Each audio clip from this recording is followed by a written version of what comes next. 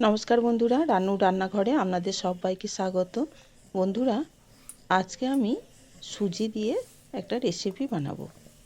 তার জন্য এখানে দেখুন আমি হাফ বাটির মতো সুজি নিয়েছি। তো সবার প্রথমে আমি গ্যাসের কাছে চলে এলাম। এইবার আমি গ্যাসে কড়াই বসিয়ে দিয়ে দেখুন এই বাটিটা দাগটা পর্যন্ত আমি জল নিয়েছি।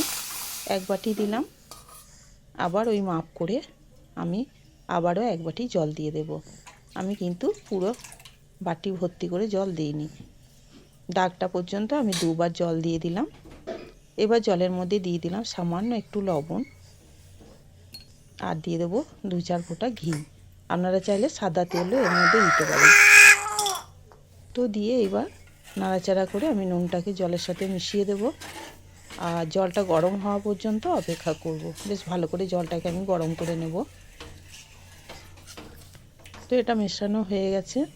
এখানে দেখুন যে বাটি করে আমি জল দিয়েছিলাম সেই বাটিটার যতটা করে জল দিয়েছিলাম, যতটা মাপ করে ঠিক ততটাই মাপ করে আমি সুজি নিয়েছি। এবার জলের মধ্যে অল্প অল্প করে সুজি দেব আর মেশাতে থাকবো। এইভাবে অল্প অল্প করে সুজি দিতে হবে আর সমানে নাড়াচাড়া করতে হবে। তো দেখুন আমি পুরো সুজিটাই দিয়ে দিয়েছি, আর এইভাবে সমানে নাড়াচাড়া করে এটাকে একটা ডোতে পরিণত করব।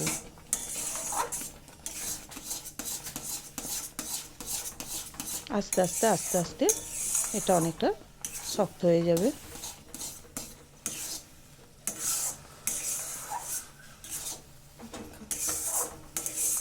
তো বন্ধুরা, যখন এটা বানাবেন তখন আপনারা একই বাটি বা কোনো একটা জায়গার মাপ করে জল দেবেন, আর সেই জায়গাটা মাপ করেই সুজিটা নেবেন।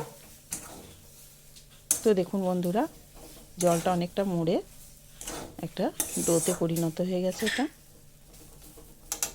এবার এটাকে আমি নামিয়ে নেব।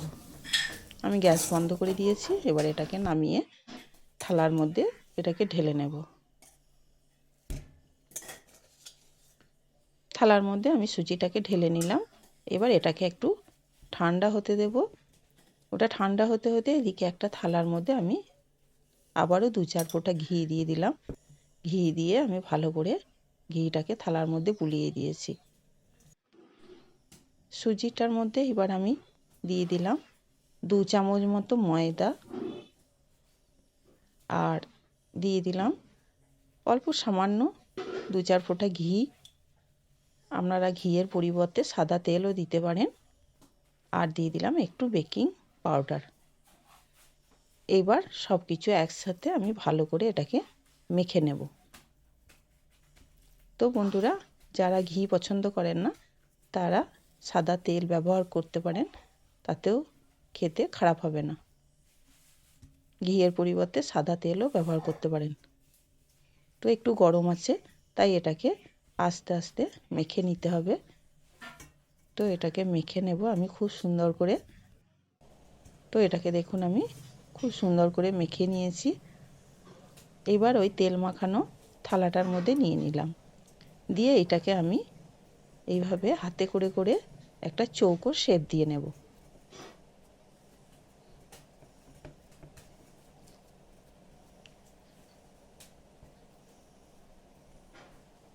তো দেখুন বন্ধুরা, এটাকে আমি একটা চৌকো শেপ দিয়ে নিচ্ছি।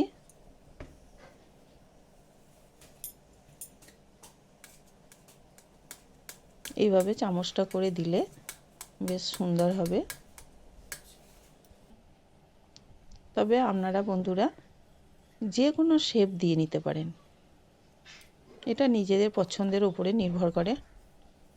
তো আমি এইভাবে চৌকো করে নিয়েছি। কিছুক্ষণ পর দেখুন বন্ধুরা, এটাকে একটু সেট হয়ে যাওয়ার পর আমি এটাকে কেটে নিচ্ছি।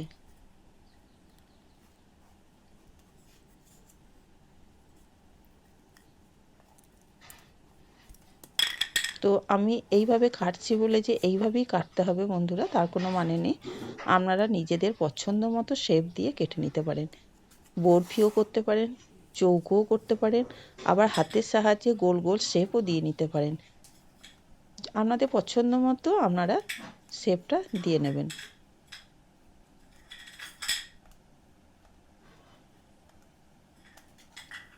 তো দেখুন আমি এইভাবে চৌকো চৌকো করে কেটে নিয়েছি। এগুলোকে একটা থালার মধ্যে আমি তুলে নেব।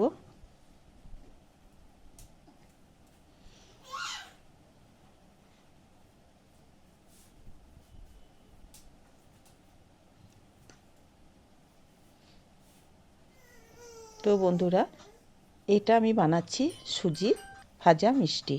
তো আপনারা একবার অবশ্যই এইভাবে বাড়িতে বানিয়ে খেয়ে দেখবেন, খেতে খুব ভালো লাগে। এবার আমি গ্যাসে কড়াই বসিয়ে দিয়ে দিলাম সাদা তেল। তেলটাও গরম হয়ে গেছে। এবার একটা একটা করে আমি সুজির ওগুলো তেলের মধ্যে ছেড়ে দিলাম।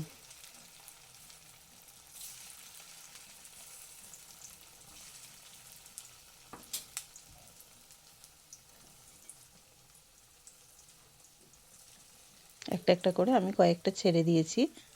তো বন্ধুরা, তেলটা গরম করে নেওয়ার পর গ্যাসের ফ্লেমটাকে একদম কমিয়ে দেবেন। খুব জোরে দেবেন না, তাহলে পুড়ে যাবে। তো দেখুন আমার একটা পিঠ হয়ে গেছে। আমি এবার এগুলোকে উল্টে অপর পিঠটাকেও ভেজে নেব। তো দেখুন গ্যাসটাকে কমিয়ে আমি এই পিঠ ও পিঠ দু পিঠই বেশ ভেজে নিয়েছি একটু লালচে করে।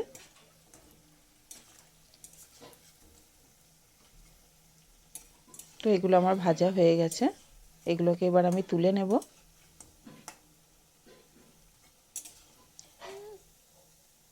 তো বন্ধুরা, এইভাবে আপনারা একবার বাড়িতে বানিয়ে খেয়ে দেখবেন।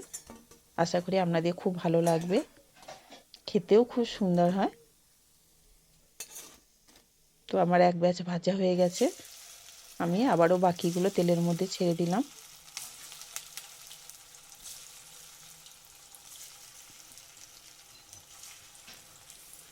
তো এগুলোকে ওইভাবে আমি ভেজে নিয়েছি। দেখুন বন্ধুরা কতটা সুন্দর লাগছে, দেখুন দেখে মনে হচ্ছে শুধুই খাওয়া হয়ে যাবে, খুবই সুন্দর লাগছে। এবার আমি আর একটা কড়াই বসিয়ে দিলাম আর দিয়ে দিলাম চিনি। 1 কাপ মতো চিনি দিয়েছি আর হাফ কাপ জল দিয়ে দিলাম। এবার এটাকে আমি একটা রস তৈরি করে নেব।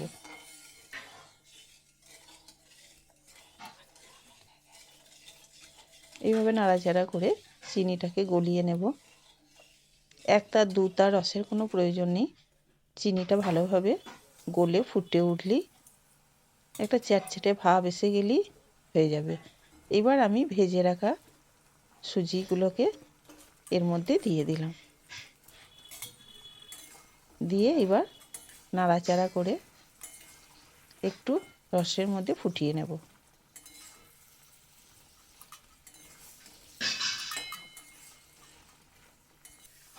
তো দেখুন বন্ধুরা, আমি এগুলোকে নাড়াচাড়া করে রসের মধ্যে ফুটিয়ে নিয়েছি। তো এটা আমার একদম রেডি হয়ে গেছে। এবার আমি গ্যাস বন্ধ করে এটাকে নামিয়ে নেব।